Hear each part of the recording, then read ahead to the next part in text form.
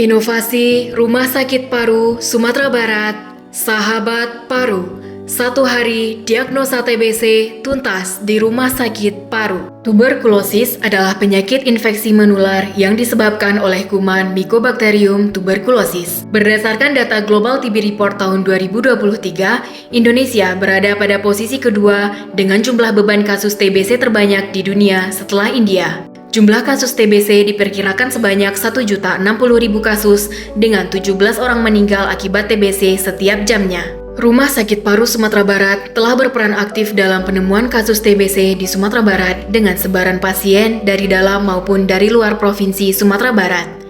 Dengan kondisi demografi pasien yang beragam, menimbulkan kendala apabila pasien harus berkunjung kembali untuk kedua kalinya dalam waktu yang berdekatan.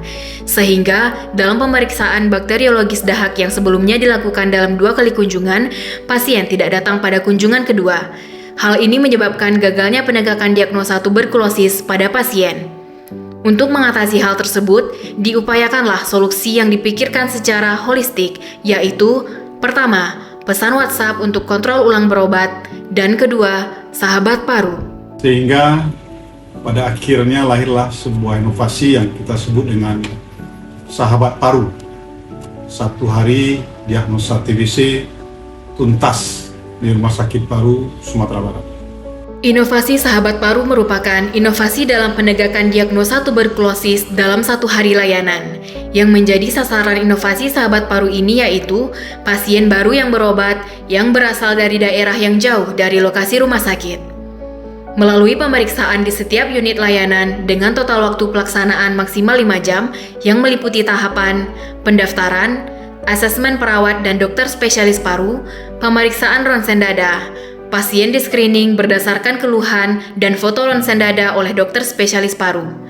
Pasien terduga TBC kemudian dikirim ke Polidots untuk melakukan pemeriksaan bakteriologis dahak. Selanjutnya, pemeriksaan dahak sewaktu sebanyak 2 kali dan semua hasil pemeriksaan yang telah dilakukan akan diresumekan oleh dokter spesialis paru untuk menegakkan diagnosa tuberkulosis. Proses digitalisasi inovasi sahabat paru ini dibuat dalam bentuk scan QR Code yang berisikan informasi layanan inovasi sahabat paru. Selain itu, juga dapat diakses melalui aplikasi RS Paru Sumbar serta pada salah satu menu di aplikasi Sumbar Madani yang dapat diunduh melalui Play Store. Manfaat yang diperoleh dari inovasi ini yaitu, pertama, meningkatkan temuan kasus tuberkulosis baik secara bakteriologis maupun radiologis. Dengan inovasi sahabat paru, terjadi peningkatan persentase angka penemuan kasus pada tahun 2022 sebesar 7,3% dibandingkan tahun 2021.